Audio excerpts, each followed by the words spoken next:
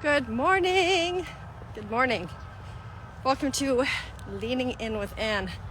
All right. So, those of you who don't know me, my name is Ann Ferguson. I am an author. I'm a mom. I'm a grandma. I'm a personal mentor. I'm a mindset coach. And I am absolutely committed to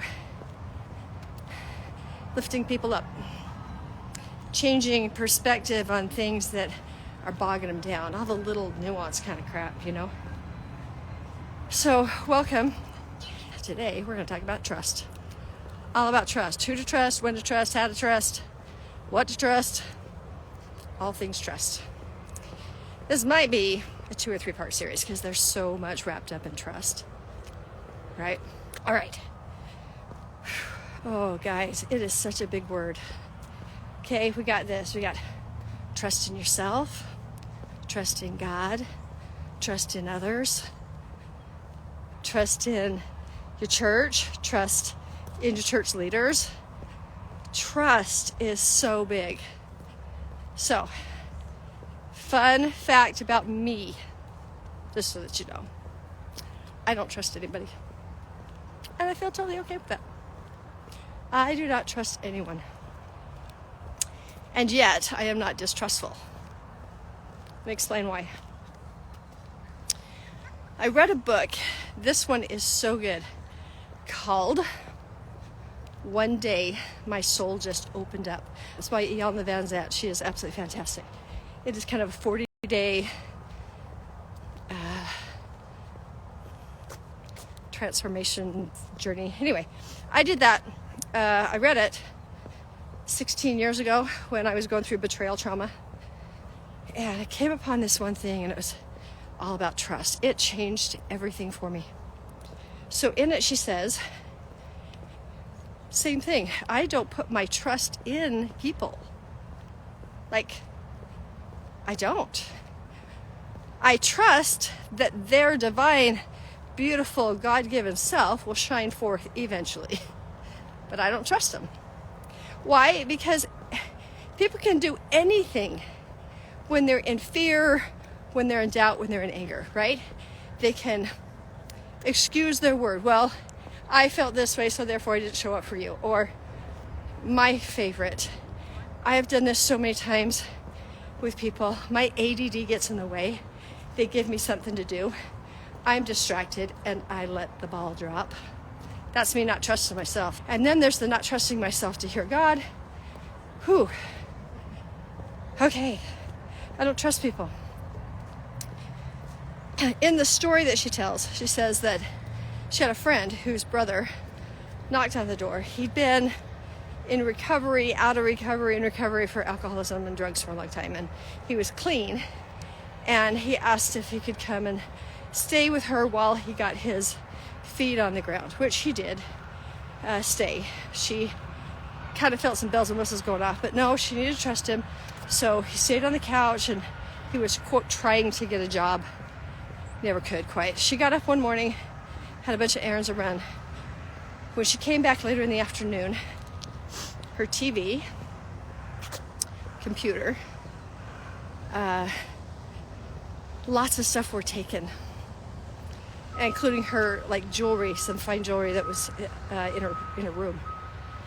And you know, she was really mad because she'd even locked the door, and he jimmied the door and got it open, and she was so mad. So she was complaining, and she says, I gave him everything. I trusted him. You know, I don't know why he did this to me. Because she said, I trusted him. She says, no, you didn't. If you trusted him, why would you lock your bedroom door? Like, he's acting in accordance with what addiction looks like. You can trust the addiction. But what you didn't do is trust the bells and whistles that went off.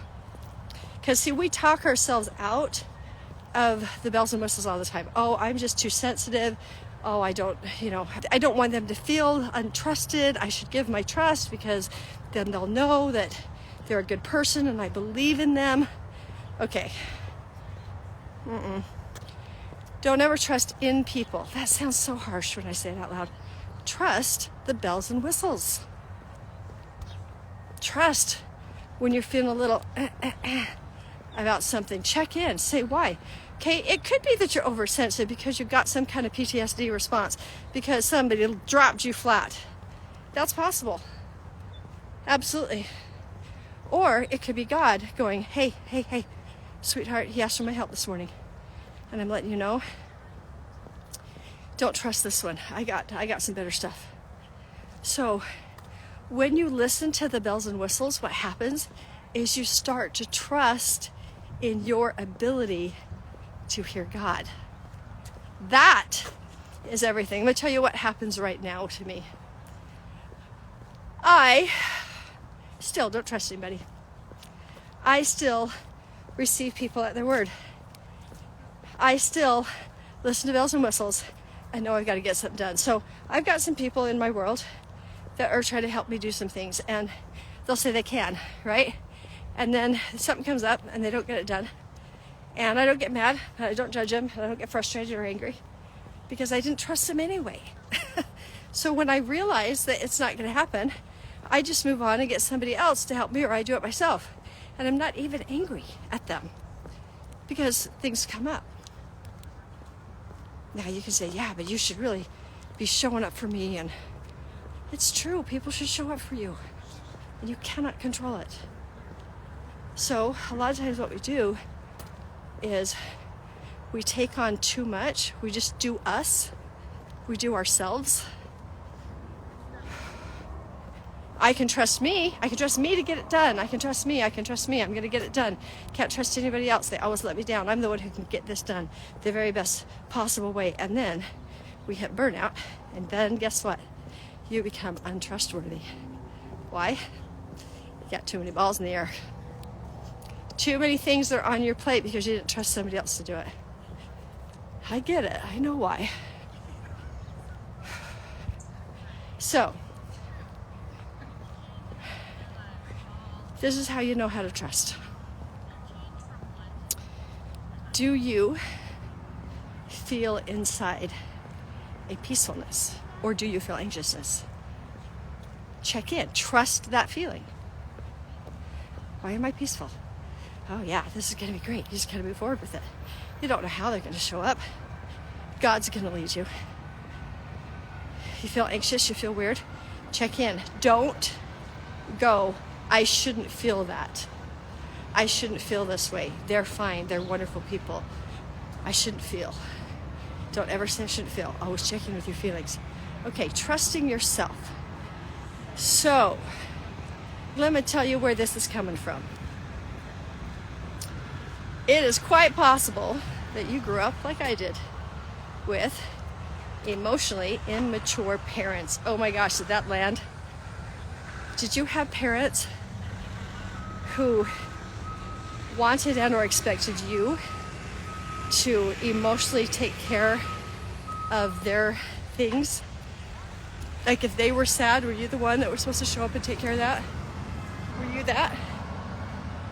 Were you the one that they trusted you with things that were way, way, way beyond your age range? Did they trust you to keep it together? Did they trust you with adult things? Did they trust you with knowledge that you should have never had? I did that to my kids. I told them way too much. Why? Because they need a friend, need a process of somebody to use my kids. Why? Because I was raised by emotionally immature parents and I was emotionally immature. Okay, here's the thing. When you have been given big things without any skill set and or guidance to know how to handle it, and things go wrong, you get blamed. How could you do this? Why didn't you know that? I trusted you. As children, if that's the message that you got, then you did learn to not trust yourself. I'm so sorry. It wasn't fair. I'm sorry that I experienced that. I was the miniature adult. I was the one that was responsible for everybody's emotions and all the stuff when we were kids. And I couldn't ever quite get it right. And I would disappoint my dad.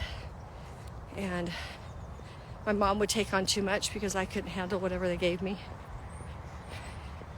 And so I learned not to trust me. Don't trust myself.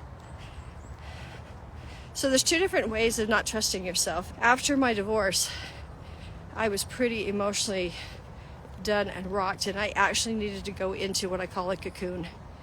I needed everybody to leave me alone.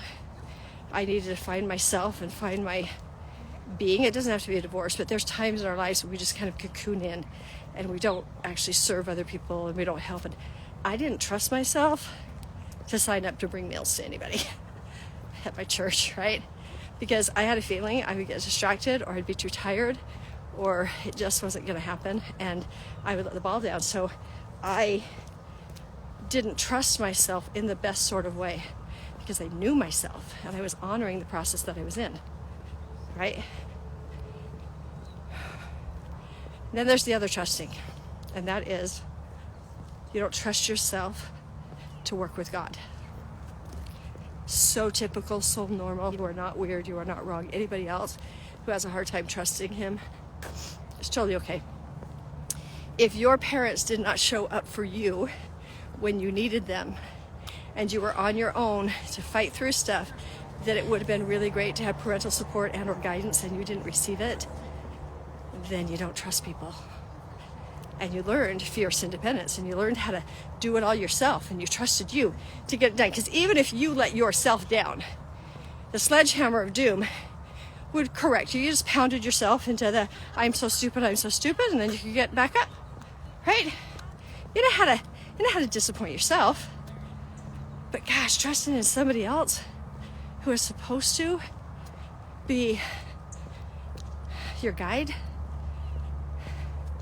who's supposed to show up for you.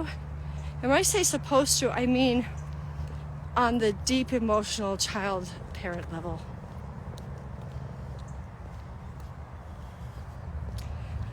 Yeah. It's okay that you don't trust you. I read there's a book called Jesus Calling. Jesus Calling is so good. Today it was all about trust, and it was about trusting God. And it talked about, we put our trust in him in the hard times. Dear God, please help me. I'm going to trust you. And then when it doesn't go down, we get mad at him. And he said, just relax. I've got you. And I'm like, nobody's ever had me. I have learned now. Guess what the best thing in the world is? Best thing in the world is I don't have to trust me. I do not know how to make things happen. I do not know what people need.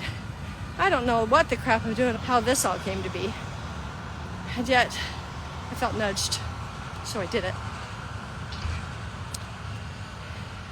See, for me, it's absolute freedom to realize my weakness and know that my God, okay, mind-blowing when I grab this, he's not an earthly parent. I know that sounds weird, logically, but let it sink in. Your distrust in God may actually be bred out of your distrust in your earthly parent. And you are projecting onto a celestial being what an earthly parent does and how they show up for you. If that is the case, welcome to 95% of the planet. It is the most freeing thing when you realize that your earthly parents are not your celestial God. I finally had to have a moment where I went, okay, wait. I can't actually disappoint, I can't frustrate the plan. He expects me to get down, get up, get down, get up. I'm not frustrated with a 2-year-old when they fall, right? I'm not frustrated when my 2-year-old tantrums. I just know that that's the developmental stage. If I, as a puny little human, can give grace to my 2-year-old who's saying, I hate you, then a celestial being might be able to handle my frustration. That celestial being has all resources. Like, he lacks nothing. Therefore, no matter what I do, even if I disappoint him, it doesn't cause any lack. Like, he's not out anything. He's not out of time. He's not out of money. He's not out of resources. He's not out of love. Because see, God, he's super emotionally mature. He's emotionally mature. Think about that for a minute. He knows how to process and handle his own emotions. Do you know that whether or not we perform the way that we're supposed to does not in any way move God's character as a good parent or bad parent? Your kids, I attached my worth to whether or not they were showing up the way they were supposed to. It put damage in our relationship. My parents, absolutely, 100%. 100%. They expected things of me that they didn't expect of the other kids, and there was no reward, there was no congratulations, so I never knew if I got it right. So I want you to contemplate today this distrust in God. He's not your parent. He's not your earthly parent. I get it. But it scares me. I don't know what celestial parenting looks like. I don't know. Here's the magic words. Are you ready? These are the magic words. Teach me. Who are you? Not who are you, the person, the God, the whatever that I have been taught in church by emotionally immature parents, right? Okay, challenge today is to let God be God. Trust yourself to screw it up and figure it out. See, that's the best trust. That's the best self-trust ever. I trust myself to keep trying. I do not trust myself to be perfect. I do trust myself to keep on moving, walking. God trusts me to keep going. Even when I've had depression, I've sat in my bed and I've given up on the world and I don't want to do it anymore. And I feel like a complete failure. And why would anybody trust me to do anything? I can't keep it together. He trusts me to get out of that. He trusts me, honestly, to call on him and say, God, can you help me? I need some help. He trusts that I'm going to check in and let the celestial parent show up and do what he needs to do with me. So good. So I have learned, you know how it says that, sometimes we pray only when it's hard, and that's when we put our belief in him, but what happens when it's good? Have you ever heard your parents go, you only call me for money, but if something's going right, like I don't even know about it? It's true. It's true. That is step one, and I don't think he's disappointed that you're calling on him when it's hard. I think that's all right. But you know what's really fun? High-fiving God. It is so much fun when there's something that you've kind of been told to do and you're kind of freaked out about it and you don't trust yourself to do it. And he's right there. And you do it with him anyway. And it turns out great. High five! We did it! I do not trust myself to be cool enough to do anything. I do not trust myself to be cool enough to know what you all need. At any given time, do you know I have tried to kind of schedule what am I going to talk about? So I've got this pattern and all this. He doesn't give me anything. I could say I'm a failure because I don't plan ahead, or I can go, I trust that on my walk down to the park, he's totally going to tell me what we're going to talk about. That's what I trust in. That's why every morning that I talk, I'm so excited because I'm totally just working off of inspiration because he's told me what we're going to talk about in each and every day. Guys, it's so freeing to not trust yourself. I don't have to know anything. All I have to know is what it sounds like when he's talking. I have to know that I'm going to get it right again. I'm going to try again. I'm going to try again. And I have to know that he loves me. He's totally okay with me. That's all I need to know. I need to know that he, as the creator of the universe, has got way more ideas on how to get things done, navigate around my weaknesses and others. He knows all the different ways to talk to me. Like, I don't trust myself to hear him. Well, he's just going to send some music that lifts up my soul. He's going to send somebody to talk to me that goes, phew. Why? Because he's so creative. He's the great creator, and he doesn't ever give up. I trust him. This is the one trust that you need, guys. I trust him to never give up on me.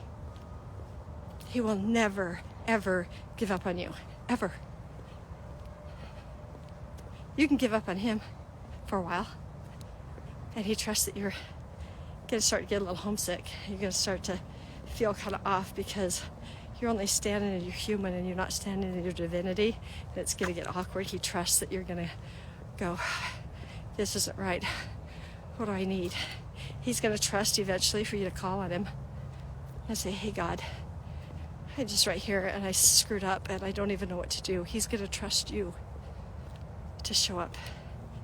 So what we're going to do today is that we're going to walk with him in everything. Remember how we said that this is what I would love to feel? That's what we give to him. And then we say, I'm going to give it to God and let him bring it to me. Do you want to walk with him instead of have him just send something to UPS?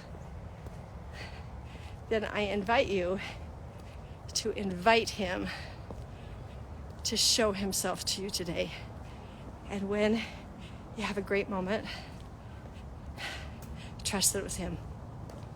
High five. Trust, I totally believe in a Heavenly Mother. I believe in Heavenly Parents. Trust that she's right there. High fiving. Hey girl, we did it. Well done. You want to have a daddy-daughter date? Go get into the scriptures and listen to them for a minute, or listen to some hymns, some music that lifts you up. Get your spirit on the vibration of love with him. When is the last time, this is one of the easiest ways to do it, we're going to wrap it up with this. When is the last time you felt loved? If you can find that memory, breathe it in and start talking to God. It is so good. There was a prayer, if anybody struggles with this, that really changed everything for me. I said, teach me to love myself as much as you love me. I could say that he loved everybody. I couldn't say that he loved me. I wasn't perfect enough. I couldn't save my family. I couldn't bring the people that I love the most to God. I have a brother who died of alcoholism when he was 36 years old. I couldn't save him. I had failed God. Why would he love me? So the prayer came from the Holy Spirit, gave me those words. Teach me, God. Teach me to love myself as much as you love me. You know what I had to discover? I had to discover how much he loves me. He was so gentle. He was so merciful. It wasn't a quick thing, but moment by moment, class by class, inspiration by inspiration, I absolutely love myself. Not in a prideful way. I really like me. I just really do. He can do that for you. All right, now the shameless plug. Joyful Heart Mastery class is a 3-month class with me or with one of the mentors that I've taught, depending on your schedule and your budget. In that, you learn connection with him. You learn how to trust what it sounds like when he's talking to you. You learn how to trust yourself. You learn how to experience emotions that give you all of the information that you need. It's all through emotional awareness that he talks, and this co-creation, this partnership between him.